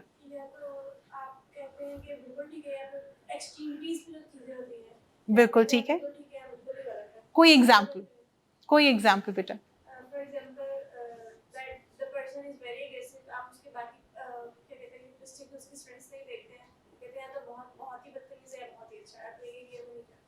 Excellent. Anyone else with all and unthinking example? जी बेटा. बैलेंस नहीं रहती है आपकी लाइफ. हाँ, एक्सट्रीम की तरफ चले जाते हैं. अगर मुझे ये जॉब मिली तो मैं अच्छा हूँ, अगर मुझे जॉब ना मिली तो जिंदगी बर्बाद है, खत्म है, मैं मर जाऊंगा, I am a failure. Extreme thinking जिसको हम all black and white thinking कह रहे होते हैं. Focusing on the negatives. जो चीजें नहीं है सिर्फ उसी पे फोकस करके रोते धोते जिंदगी गुजार देना, rather than what you have it, is the opposite of gratitude. अच्छा, अक्सर औकात हम कहीं भी किसी भी जगह पे जाते हैं, कोई प्रेजेंटेशन देते हैं, सब ने आपकी तारीफ की, किसी एक दोस्त ने कह दिया कि यार तुम्हारी प्रेजेंटेशन का वो वाला जो टॉपिक था ना, अगर तुम उसको, अब सारा दिन आप उसके बारे में सोच रहे हो कि अच्छा वो फलां लड़के ने या फलां उस मेरे क्लास फेलो ने मुझे ये बात कर दी, वो जेलस था या जेलस थी, और फिर आप उससे उसी के बारे में अपनी अम्मी से भी जाके बात कर रहे हो, अपने अबू को भी, और फिर रात को दोस्तों से भी कॉन्वर्सेशन जो फेसबुक पे चली, तुमने देखा था उसने उसका एटीट्यूड मेरे साथ कैसा था। अच्छा, टीचरों ने की तारीफ की, सारी क्लास ने आपको अप्रिशिएट किया, आपका मीडिया पे सारा कुछ, अच्छा उसके बारे में बात नहीं होगी, सिर्फ वो एक पर्टिकुलर पॉइंट, वो एक शख्स, उसका नेगेटिव कमेंट, सिर्फ आप उस पर फोकस कर रहे हैं। अब इसकी समझ आई ये क्या चीज है? नेगेटिव सेल्फ लेबलिंग, मैं तो हुई फेलियर। अच्छा, जो आप अपने आप से बात करते हैं वो बड़ा डेंजरस होता है, it's something very very dangerous. और मेरे ख्याल से कि शाह साहब इस बात को 100% मेरे साथ एग्री करेंगे, और इनके लेक्चर्स में, तकरीबन सारे लेक्चर्स में, एक जो उनका कॉन्सेप्ट है कि जो आप अपने आप से बात करते हैं वो बड़ा इंपॉर्टेंट है। अक्सर औकात स्टूडेंट्स अपने आप को, यार ये मैं नहीं कर सकता, ये मुझसे नहीं हो सकता, ये शायद मेरे बस की बात ही नहीं है। और मैं इनका लेक्चर एक दफ़ा सुन रही थी कि वो जो एक आपके ऐसे इर्द गिर्द के जो लोग होते हैं ना, जो आपको बताते हैं कि यार ये तुम कैसे कर सकते हो, ये तो तुमने नहीं, उन्हीं लोगों से बचना है। और फिर आप एक तो उनकी आप सुन भी रहे हैं और फिर बिलीव भी करें कि हाँ हाँ मैं ऐसा ही हूँ, मैं नहीं कर सकता। सो नेगेटिव सेल्फ लेबलिंग, कैटास्ट्रोफाइजिंग, जो कुछ अगर कुछ हुआ तो बुरा ही होना, हमेशा एक्सपेक्ट करना कोई वर्स्ट आउटकम। सो ये भी एक one of the thinking pattern है people with low emotional intelligence. Fear में रहना, हर वक्त गिल्ट में रहना, thought suppression, negative internal dialogue, वही जो मैं जिसके बारे में बता चुकी, एक्सटर्नल लोकस ऑफ कंट्रोल, अपनी चीज़ों की रिस्पॉन्सिबिलिटी ना लेना, दूसरों पे ब्लेम करना, ये भी low level of emotional intelligence का कॉन्सेप्ट है। I think taking responsibility of your actions, your attitude, your reactions, your behaviour, that defines emotional intelligence.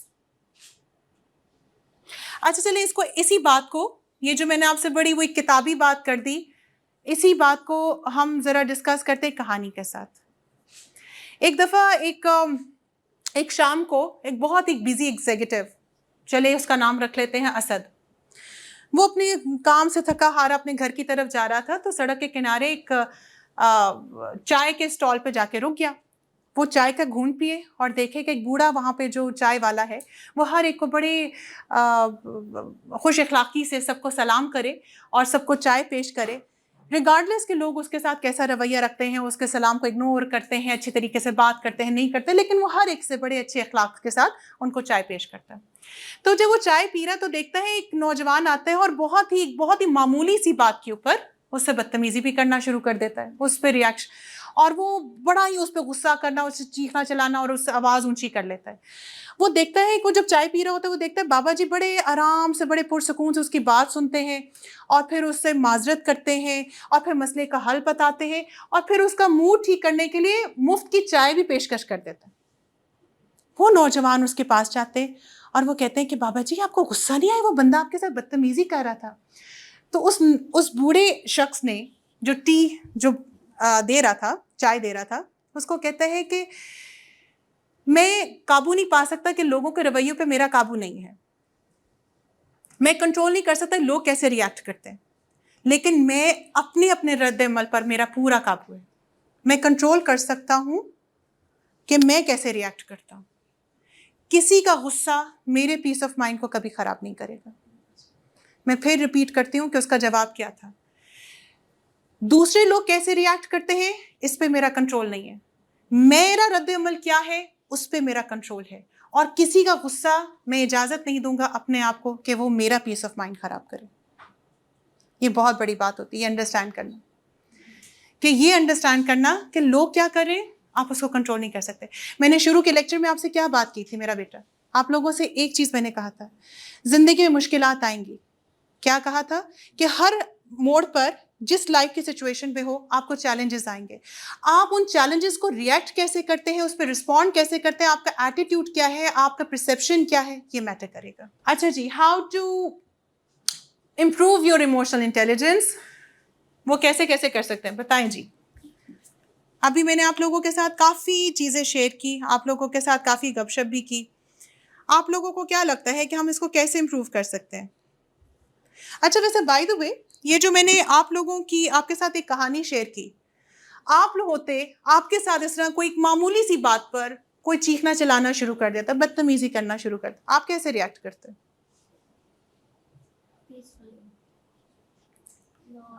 अच्छा, नाइस, दैट्स वेरी नाइस जी। एनीवन?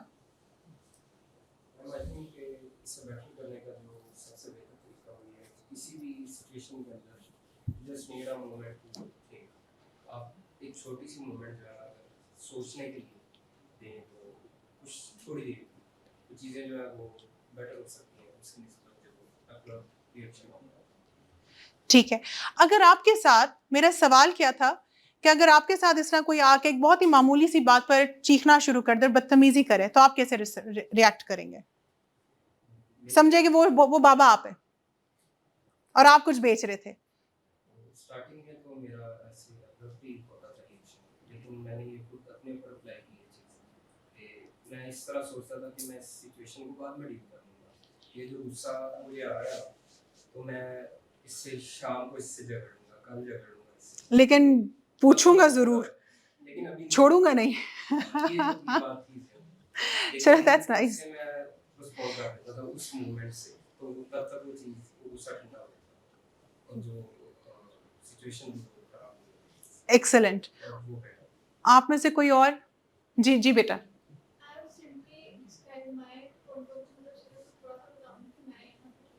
वो फिर भी बदतमीजी कर रहा है।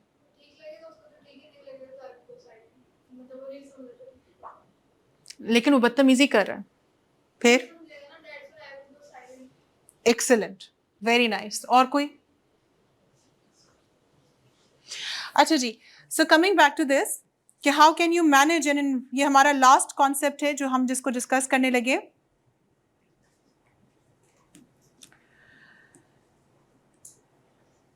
जी, practice to notice your feelings. इसका क्या मतलब है?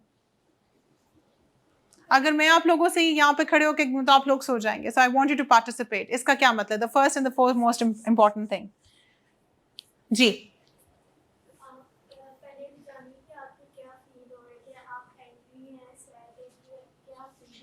Very nice. डिफरेंट सिचुएशंस में आप कैसा फील करते हैं, दैट्स द फर्स्ट थिंग। और मैंने आपसे पहली बात क्या की थी कि सोशल इमोशनल इंटेलिजेंस का या सोशल इंटेलिजेंस का सबसे इंपॉर्टेंट कॉन्सेप्ट क्या है? Identifying and being aware of your own emotions in different situations. So पहली चीज तो ये होगी, और वही चीज हमारे साथ कीपर डायरी में भी है कि अगर आप इसको लिखना भी चाहो कि किस सिचुएशन में मैं कैसा फील करती हूँ या करता हूँ और मेरा रिएक्शन कैसा है, सो वो कीपिंग अ डायरी वो इसी कॉन्सेप्ट के साथ ही है।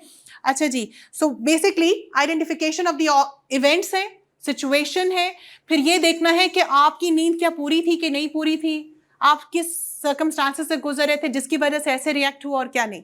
अच्छा जी, predict your emotions, what does that mean?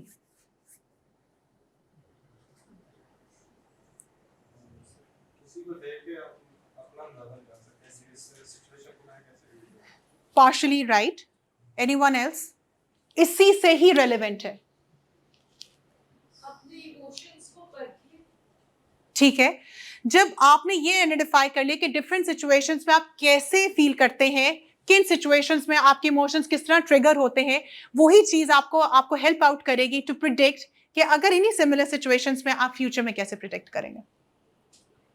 जब आप जर्नलिंग कर रहे होते हैं, लिख रहे होते हैं, एक्चुअली हम एंगर मैनेजमेंट में वन ऑफ द टेक्निक्स जो हम इस्तेमाल करते हैं लोगों के साथ, वो जर्नलिंग ही है। उनको वो बता देते हैं कि क्या सिचुएशन हुई, क्या बात हुई, क्या ट्रिगरिंग इवेंट था, क्या सोच आई, कैसे रिएक्शन शो किया। फिर सेकंड सिचुएशन, फिर एंगर मैनेजमेंट में, अच्छा इस बंदे को बहुत गुस्सा आता है, क्या हुआ, और हम उनको एक महीने का या एक हफ्ते का एक पूरा चार्ट दे देते हैं जिसमें identification of the event, event क्या था, सोच क्या आई, इमोशंस क्या थे, रिएक्शन क्या था। सो हम फिर ये प्रिडिक्ट करते हैं कि अच्छा जब जब ये चीज होगी ये ऐसे ऐसे रिएक्ट करेगा. So how to modify. So पहले आइडेंटिफिकेशन, वो कहते हैं ना कि पहले ट्रीटमेंट उस वक्त शुरू होगी जब हम आइडेंटिफाई कर लेंगे कि प्रॉब्लम है क्या और कहां से शुरू हो रहा है. Secondly, channel emotions into creativity. बहुत गुस्सा आ रहा है, बहुत फ्रस्ट्रेशन हो रही है, बात करने को दिल कर रहा है, स्ट्रॉन्ग इमोशंस है, स्ट्रॉन्ग एनर्जी है, क्योंकि इन नेगेटिव एनर्जीज के साथ स्ट्रॉन्ग इमोशंस भी हैं, इसीलिए मैं कहती हूँ कि पॉजिटिव इमोशंस है. आप उन इमोशंस को यूज कर सकते हैं to do an assignment. What do you say? आपकी कोई पेंडिंग है, कितना काम, गुस्सा चढ़ा हुआ है, एनर्जी है, जाके वो काम खत्म कर लो. ट्रस्ट मी, काम खत्म हो जाएगा, असाइनमेंट कंप्लीट हो जाएगी. जी. Question है, how does channeling your emotions differ from suppressing your emotions? क्योंकि आपने उस सिचुएशन में अगर आप गुस्सा आ रहा था, शायद आप गुस्से वाली सिचुएशन हट के असाइनमेंट करने लगे तो सप्रेशन में नहीं आ रही. Partially yes, but not entirely. देखो, एक हेल्दी और अनहेल्दी कोपिंग के हमने डिफरेंशिएट करना होता है.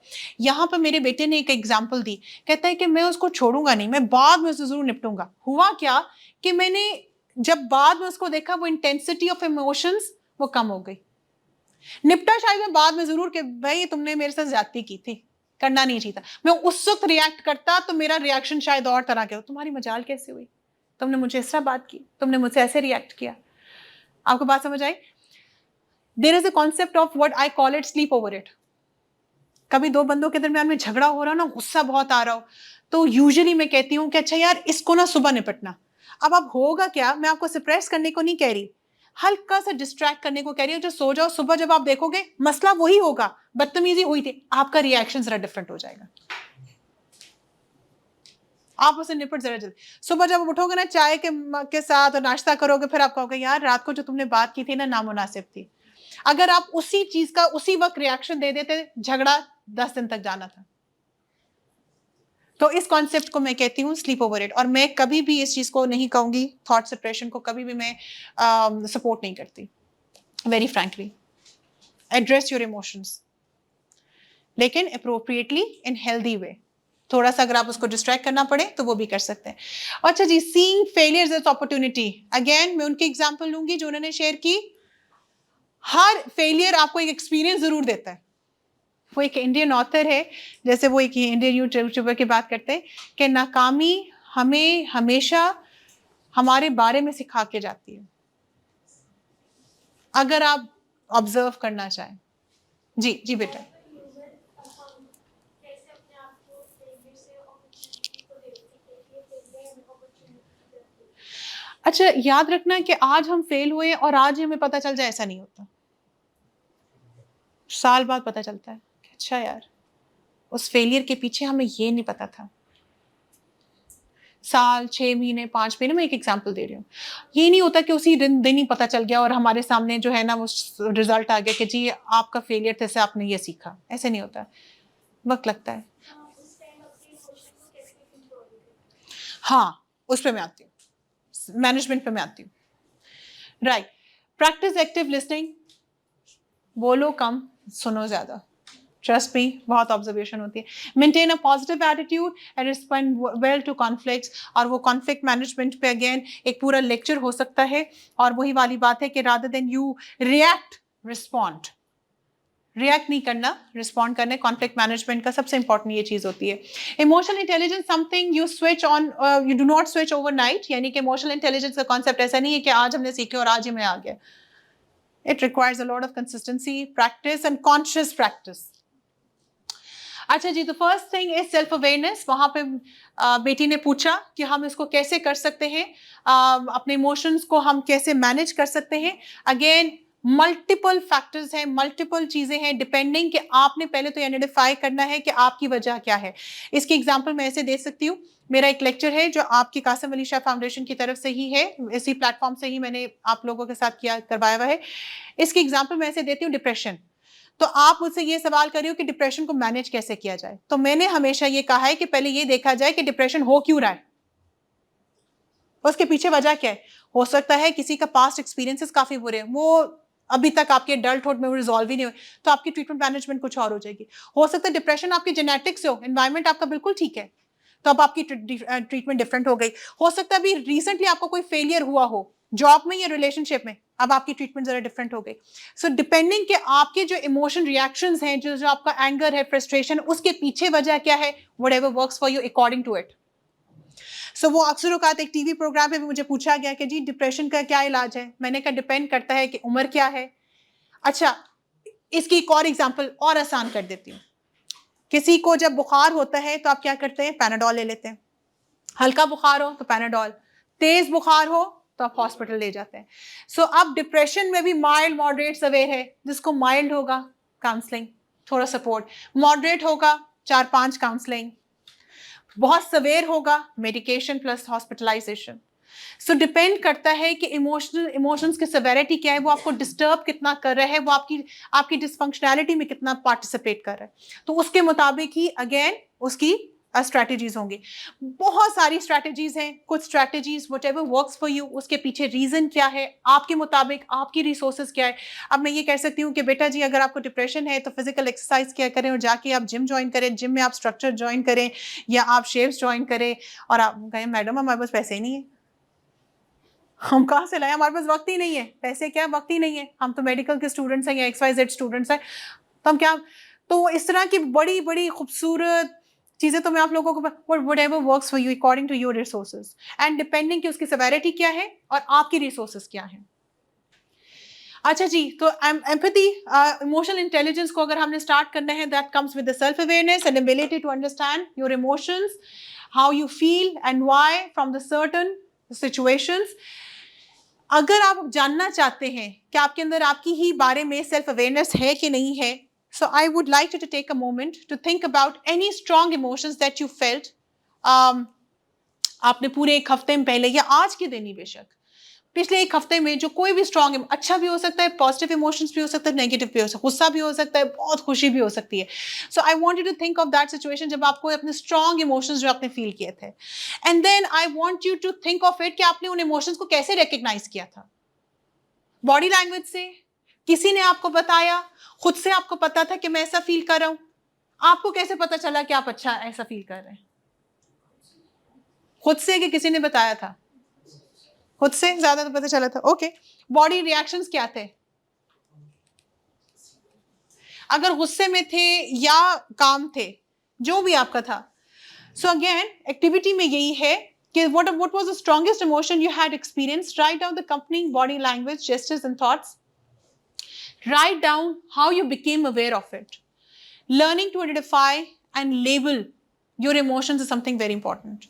And then the triggering events too.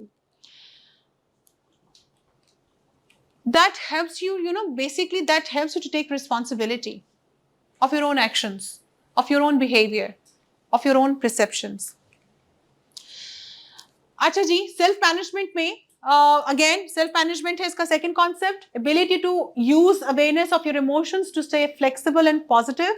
और इसमें आपको जो एक टेक्निक मैं आप लोगों को बताऊंगी वो जर्नलिंग की है या रिफ्लेक्शन की है। वो जो मैंने आप लोगों से कहा कि यू हैव टू अंडरस्टैंड कि कौन कौन से ऐसे इवेंट्स हैं जो आपके अंदर डिफरेंट सिचुएशंस, आपके अंदर किस तरह की जो इमोशंस है वो आपके अंदर लेकर आती है।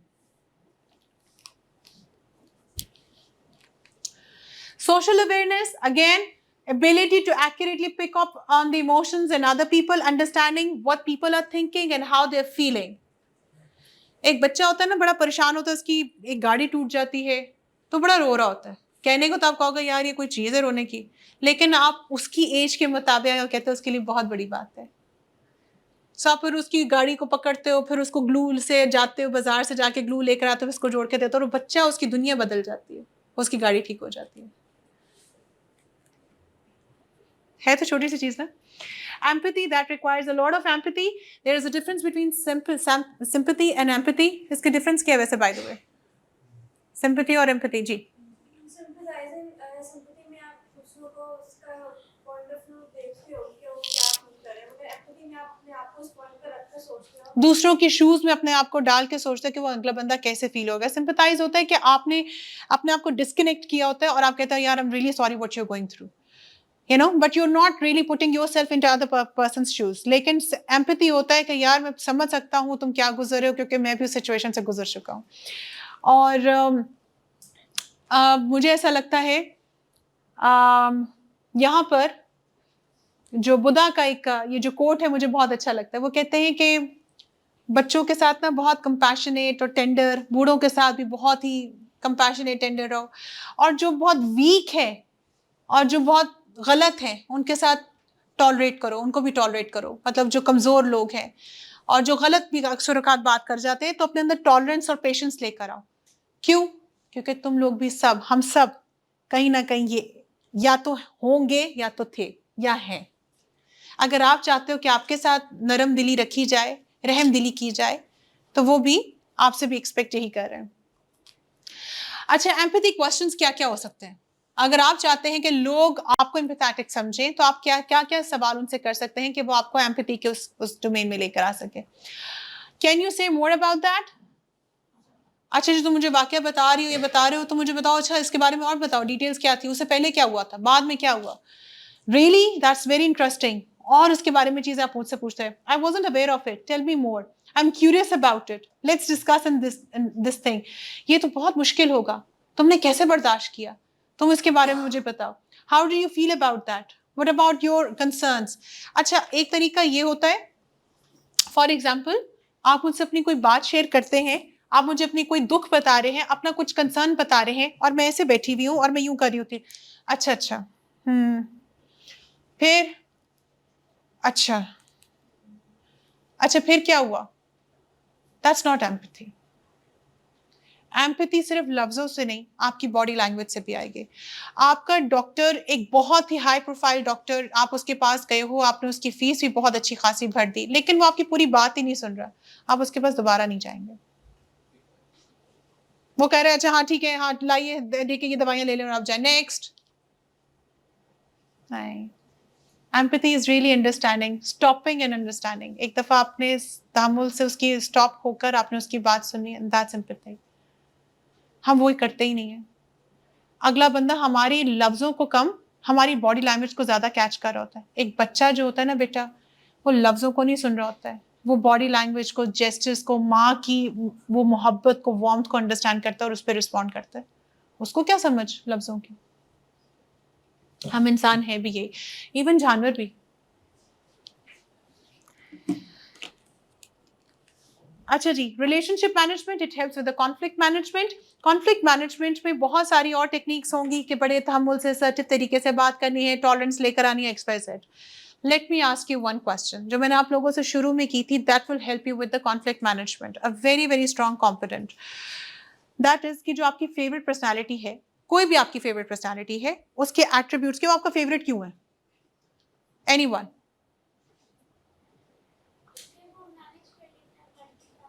मल्टीटास्किंग है उनके अंदर, और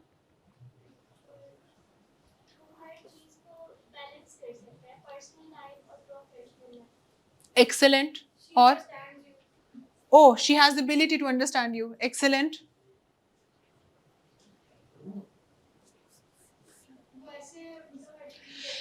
देखो, I don't know why you're taking so much of time। For example, मेरा जो फेवरेट शख्स है, मैं अब उसको जहन में लेकर आऊं और मुझसे कोई सवाल पूछे कि ये आपको, जो आपका ये जो शख्स है, ये जो आपको इतना पसंद है, आप इसको इतना आइडियलाइज करते हैं, आप इसकी तारीफ करते हैं, आप अगर आपको कभी जिंदगी में कोई मुश्किल, परेशानी, पर्सनल या किसी भी प्रोफेशनल लेवल पर आ जाए, आप इस शख्स के पास जाएंगे और बात करेंगे, तो ये आपको क्यों शख्स पसंद है? मैं तो थीसिस लिख दूं, क्योंकि इस शख्स के अंदर ये एबिलिटी है, अंडरस्टैंडिंग है, बैलेंस पॉइंट ऑफ व्यू है, एजुकेशन है, एक्सपीरियंस है, इमोशनल स्टेबिलिटी है, XY। मैं तो पूरा थीसिस लिख दूं, आप लोग इतना सोच क्यों रहे हो?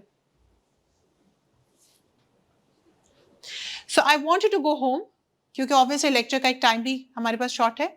आई want you to go home and think about a person, या अगर हमारे पास टाइम हो तो हम 5 मिनट की एक्टिविटी कर लेंगे लिख कर भी, कि जो भी शख्स है आपको, वो आपको क्यों पसंद है, उसके ऐसे क्या एट्रीब्यूट्स है कि जो आपको पसंद है। माजरत के साथ, मैंने बहुत दफ़ा ऐसे लोगों को भी देखा है जो देखने में बज़ाहिर इतने खूबसूरत नहीं होते, लेकिन दुनिया बसी हुई उनके साथ। और कुछ लोग ऐसे होते हैं तो देखने में बड़े खूबसूरत होते हैं, देखने में बज़ाहिर ही उनकी शक्ल सूरत बहुत गुड लुकिंग होती है, लेकिन आप 2 मिनट उनके साथ नहीं गुजारना चाहते। ठीक है? अच्छा जी, ways to build emotional, again मैंने जैसे शुरू में कहा थी इस पे एम्फेसाइज किया था, आपका खाना पीना दैट डिटर्मिन्स अ लॉट। आजकल फ्रूट्स का इतना खूबसूरत, मैं तो कहीं भी जाती हूँ तो रंग बिरंगे अल्लाह की कुदरत नज़र आ रही होती है, इतने खूबसूरत फ्रूट्स हैं। I think that should be part of your diet. Sufficient sleep, I think मैंने तो एक टेड टॉक सुनी थी, I don't know about the Ted talks. उसमें तो एक प्रोफेसर साहब थे और उन्होंने कहा था नॉन नेगोशिएबल कॉन्सेप्ट होना चाहिए आपके स्लीप। इसमें नेगोशिएशन ही नहीं है, सारी चीज़ों पे ज़िंदगी में नेगोशिएट कर लो, कॉम्प्रोमाइज़ कर लो, सब कुछ कर लो, इस पे मत करना, नींद पे नहीं। ठीक है, so adequate exercise, go for walk, half an hour walk is more than sufficient.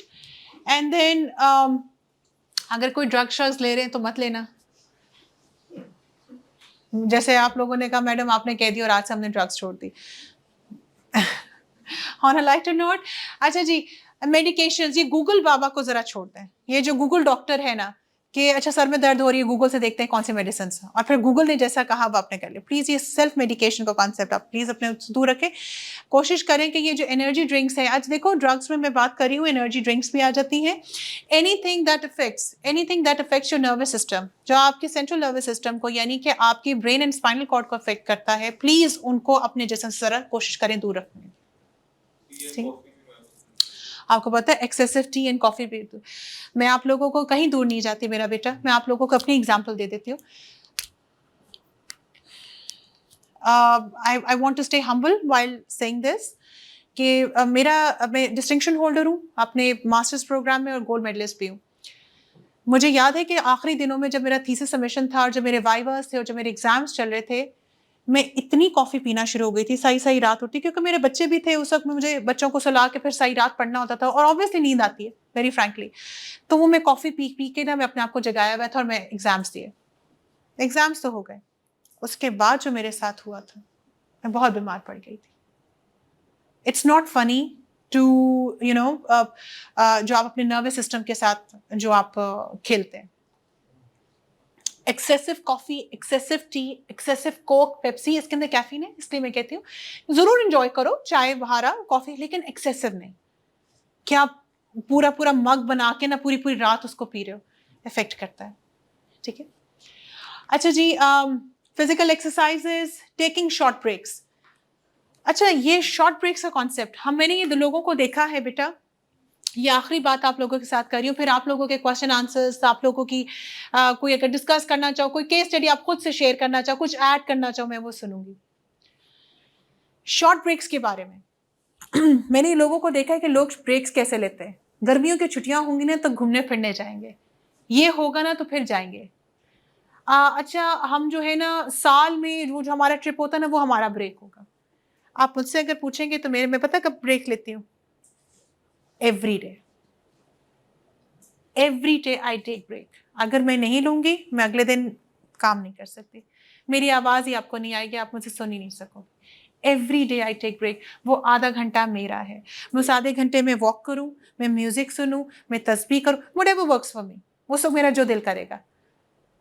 पैसे ज़रूर ज़्यादा हुए तो सूप भी मंगवा लूँगी, मूवी देखो, वो आधा घंटा मेरा है। एवरी डे ब्रेक, मैं इसको रेकमेंड करती हूँ।